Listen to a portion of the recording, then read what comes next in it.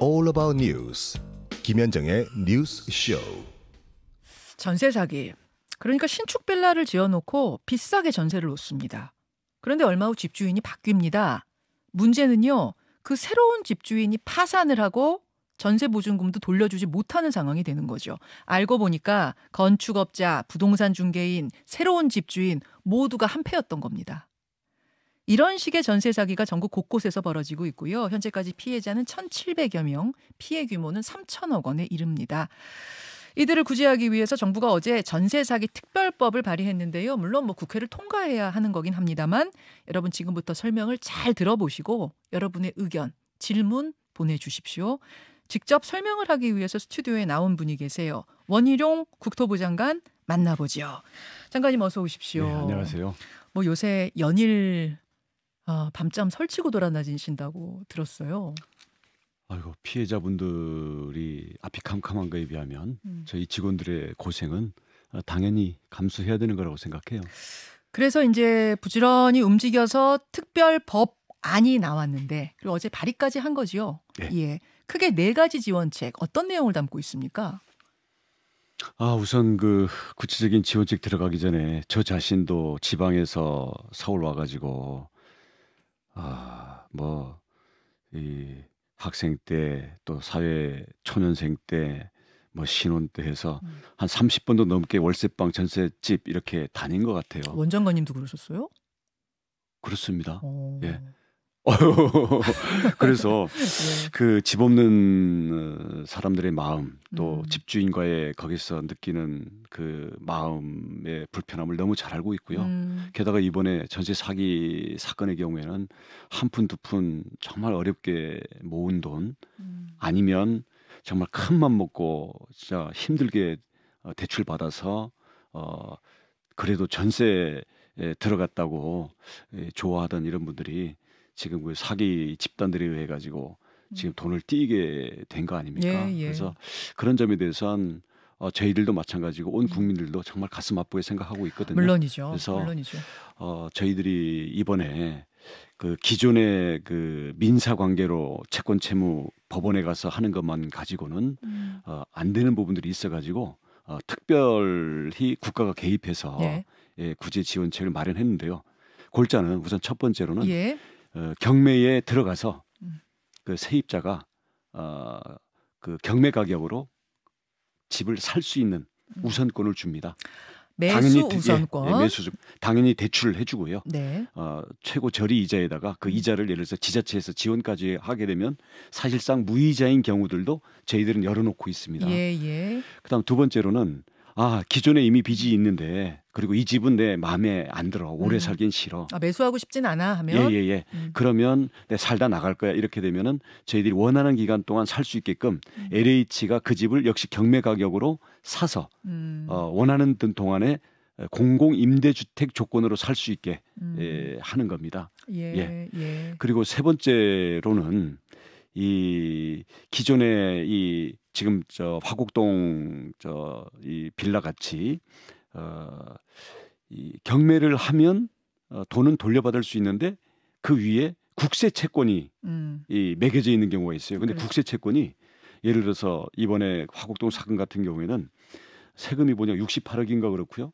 집채가 묶여 있는 게 수백 채가 묶여 있는 것도 있고 1,000채가 묶여 있는 것도 있어요. 네. 근데 68억이 집 하나하나에 다 걸려 있다 보니까 이거를 현행 제도로는 이걸 풀 수가 없어요. 그래서 68억을 1,000으로 나눠버리면 한 500만 원, 800만 원 요 정도만 국세를 일단은 이걸 띄어버리고 나머지 경매 대금 가지고 보증금을 찾으면 되니까.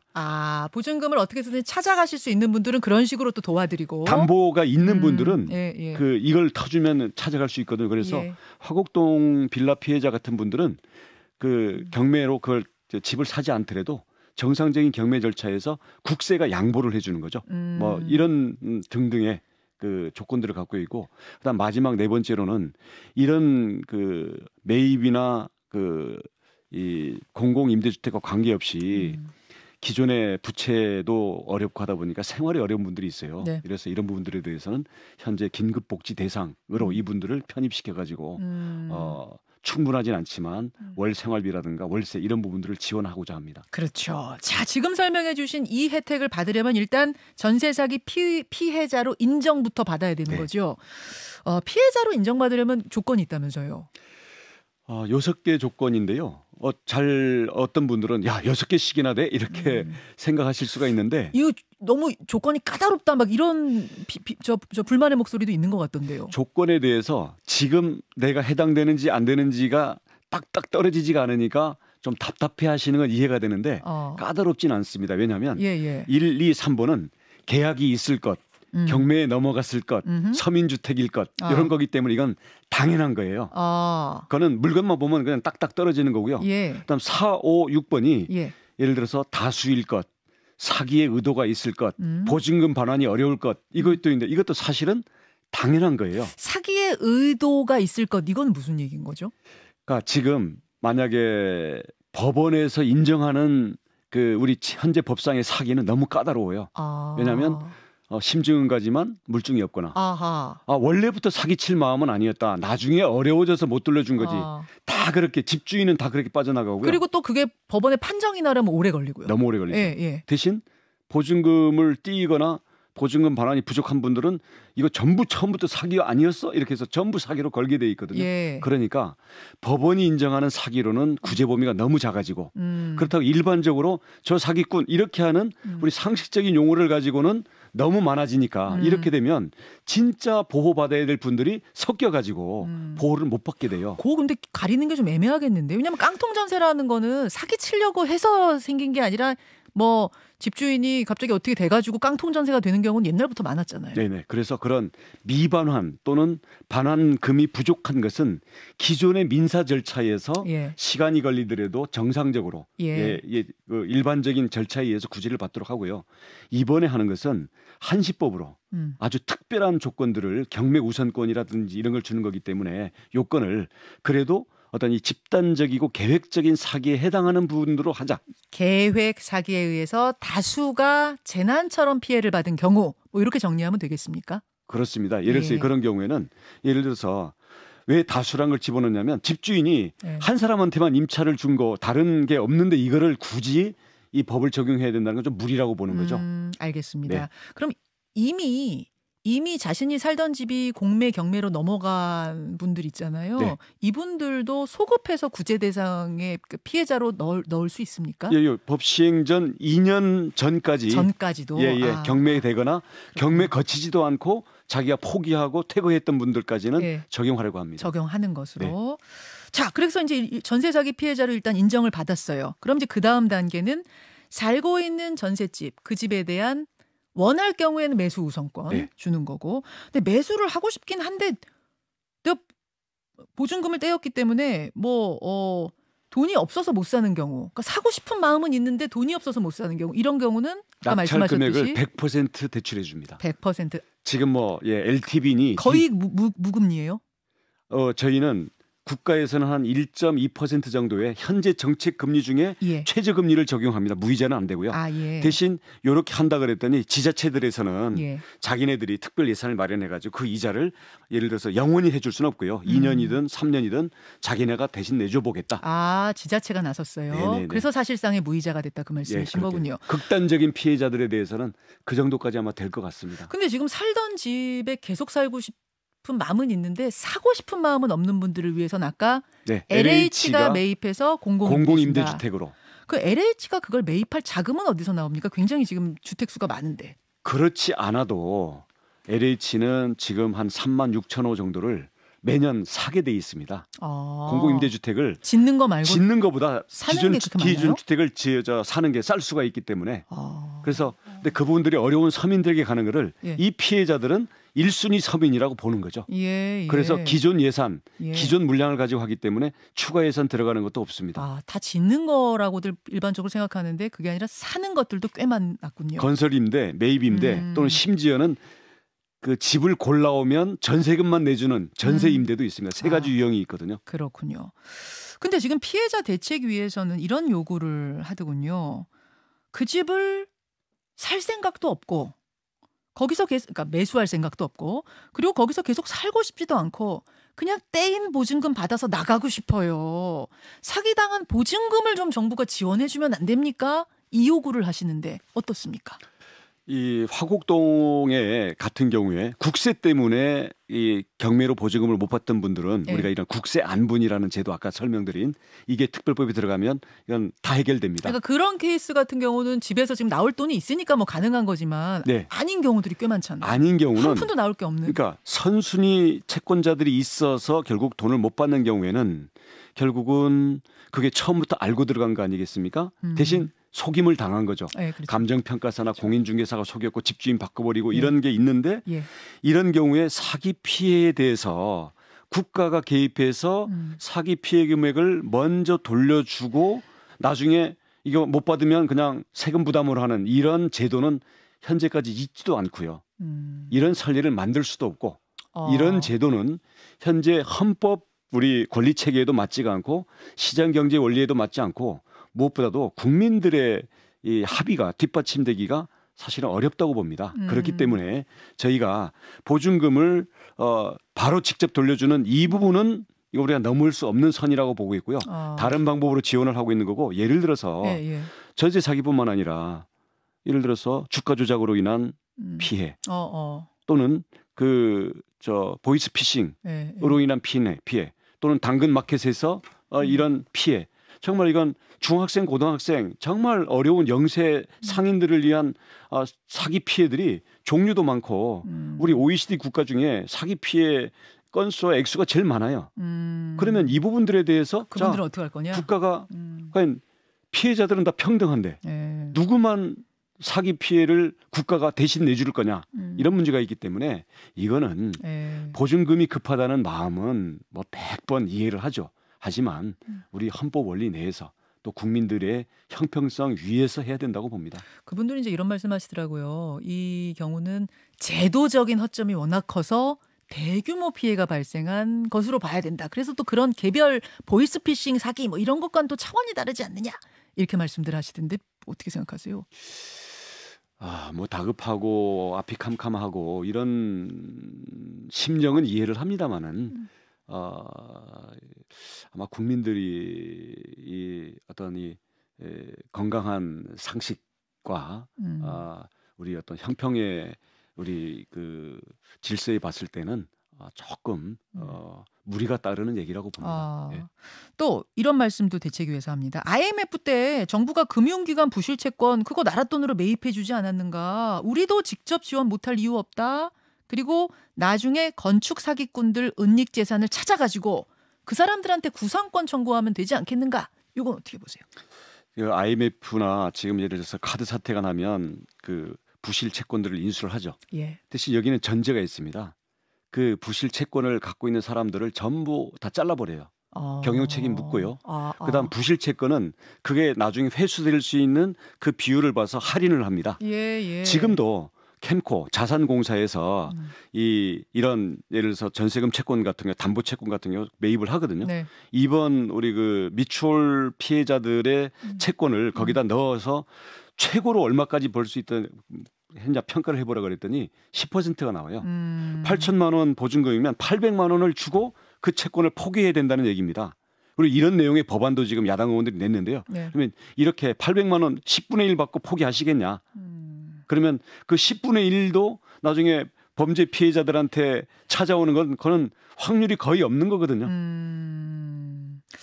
그래서 이런 점에 대해서는 막상 이 내용을 현실적으로 우리 법안심의위원회에 들어갔을 때는 피해자들도 그냥 지금 다 돌려받을 수 있는 것처럼 기대하지만 현재 작동되는 아까 말씀하신 IMF 때의 채권이나 현재의 부실 채권에 대해서 추심회사나 캠코가 가동하는 제도 이런 걸 봤을 때는 본인들 스스로가 반대를 하는 것 같아요. 10% 받고 우리가 물러설 수는 없다. 그 구상권 나중에 청구한다. 은닉재산 찾아서 그건 어때요? 건축 사기꾼 뭐 누구 남씨 뭐 이런 사람들 은닉재산 찾으면요. 안 그래도 피해자들한테 돌려주도록 돼 있습니다. 근데 그거는 현재 현금은 피해자들한테 주고 언제 돌려받을지 모르는 가능성 확률 계산도 안 되는 그거를 국민 부담으로 떠넘기겠다는 얘기로 국민들이 받아들일 수밖에 없거든요. 아마 국민들이 못 받아들이실 거다. 이제 그 그렇습니다. 부분을 지금 장관님은 신경 쓸 수밖에 없다. 그 말씀이십니까? 아니 왜냐하면 그렇게 따지면 예. 저 보이스 피싱도 그 범인들 잡아서 나중에 찾아오고 다 물려줘야 되는 거죠.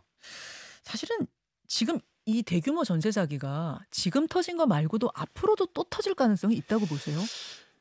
이런 그 사기들이 예. 특히 이제 우리가 다수 요건을 걸었던 것들은 예. 우선 갭 투자에 의한 거. 예, 예. 그다음 이 확정일자도 못 들어오게 하면서 융자 받아가지고 계속 건설해서 했던 뭐 지금 뭐 건설왕이니 뭐 빌라왕이니 예, 예. 이런 유형들이거든요.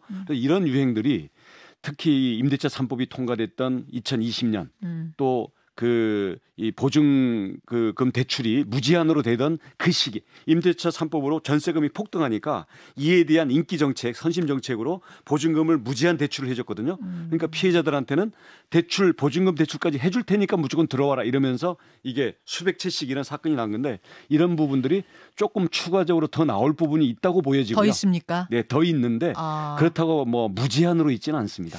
결국은 이런 일이 더 이상은 발생하지 않도록 제도적인 허점 정비하는 거, 네. 예방책 세우는 것도 굉장히 중요해요. 이 네. 피해자들 구제책 외에도 네네. 그 부분은 어떻게 보고 계십니까? 그 부분은 이미 지난 3월 달에 저희가 전세 사기의 예방 대책을 발표를 했습니다. 지금처럼 그 보증금을 매매가의 90%까지로 일단 제한을 했고요. 예. 원래는 더 낮춰야 되는데 그건 앞으로의 과제고요. 그다음 보증보험도 들지 않으면은 이게 임차인들이 바로 그걸 위험 물건으로 할 수 있도록 정보를 다 공개하도록 했고 정보 공개. 네네. 악성 임대인들에 대해서 저희가 다 공개할 겁니다. 그리고 이런 내용들을 예. 그 안심 전세 앱이라는 그 스마트폰 어플로 이미 1.0은 출시를 했고요. 근데 현재는 오피스텔이나 이런 부분들이 안 들어와 있기 때문에 예. 이런 지방의 빌라라든지 오피스텔까지 넣어가지고 5월 달에 버전이 더 발전된 것을 출시를 하니까 그 임차인들이 자기들이 사기당하지 않을 수 있는 자기 정보 방어권 이 부분들에 대해서 대폭 강화를 하고 있습니다. 그러니까 정보, 투명한 정보 공개가 굉장히 중요한 부분 굉장히 같습니다. 중요합니다. 이번에 이제 전세 사기 대규모 피해들 우리가 국민들이 다 목도하면서 이렇게까지 불투명했나? 네. 뭐 이런 생각들 많이 하시거든요. 그렇습니다. 원희룡 국토부 장관 지금 만나고 있습니다. 사실 뭐 행정부에 계십니다만 사실은 여당이 국민들한테 지지받지 못하면은 행정부 정책도 힘받기 힘들죠, 장관님. 그렇습니다.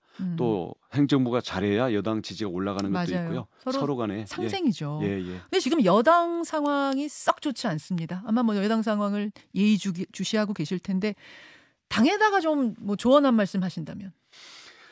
당 지도부가 이제 출범한 지 이제 얼마 안 됐잖아요. 네. 그래서 뭐 여러 가지 그 발걸음이 무거울 것 같긴 합니다만은 결국 정치라는 게 결국 민심을 받들어야 되는 거고 민심은 정말 국가를 위해서 또 어려운 국민들의 민생을 거기에 집중하고 그렇지 않고 자기들끼리의 어떤 진영 논리나 그냥 정치적인 자기 자리를 지키기 위한 내지는 뭐 공천을 받기 위한 이런 정치인들 그 자기들끼리 이해관계는 이런 것들을 많이 내려놓고 국민들에게 정말 진정성을 가지고 열심히 해주기를 바라는 거거든요. 지금 좀 자기 정치의 모습들이 보이세요?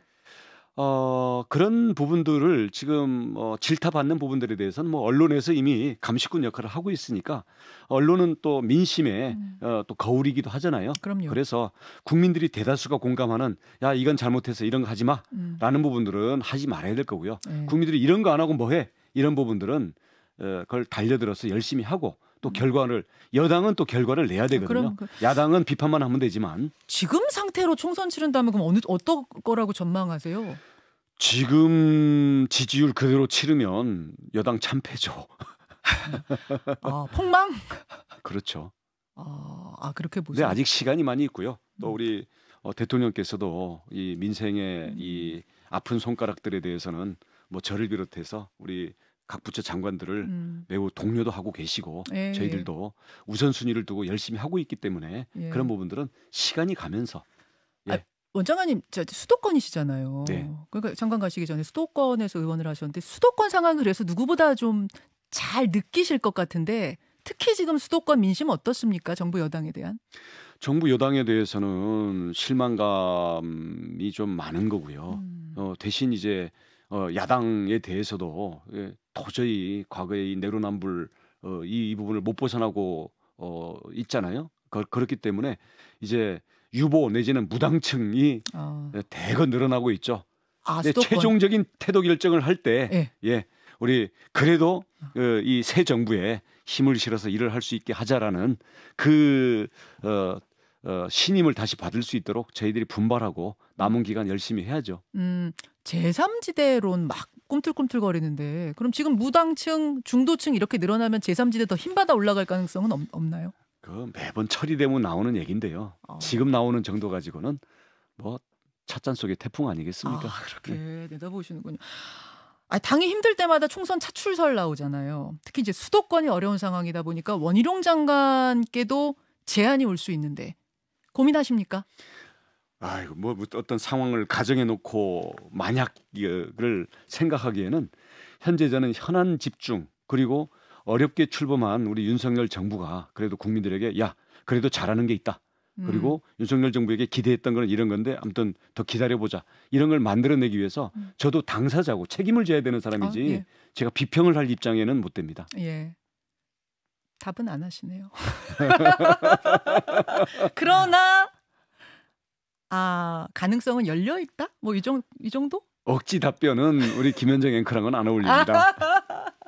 예, 제가 그냥 이렇게 마무리를 하는 것으로 더 이상은 답 안 하실 것 같아서 이렇게 하겠습니다. 전세 사기 피해자들에 대한 어떤 법안 그러면서도 국민들의 공감대도 함께 할 수 있는 법안 만들기 위해서 좀 동분서주하고 계시는데요. 끝까지 피해자 한 명 한 명의 목소리 좀 귀 기울여 주시고요. 네. 예, 모두가 공감할 수 있는 좋은 해법 찾아내시기를 부탁드리겠습니다. 피해자들의 앞이 캄캄한 그 피눈물을 담고요. 대신 우리는 현실 속에서 방법을 제시하는 게 정치잖아요. 예. 그리고 정말 미진한 부분 또 더 좋은 안이 있다면 국회 심의 과정이나 앞으로 시행령이나 시행규칙에다 많은 걸 위임해놨으니까 늘 귀를 열고 마음의 아픔을 열고 공감하면서 잘 수습하도록 하겠습니다. 여기까지 오늘 말씀 듣죠. 국토부 원희룡 장관이었습니다. 고맙습니다. 고맙습니다. 김현정의 뉴스쇼는 시청자 여러분의 참여를 기다립니다. 구독과 좋아요, 댓글 잊지 않으셨죠? 알림 설정을 해두시면 평일 아침 7시 20분 실시간 라이브도 참여하실 수 있습니다.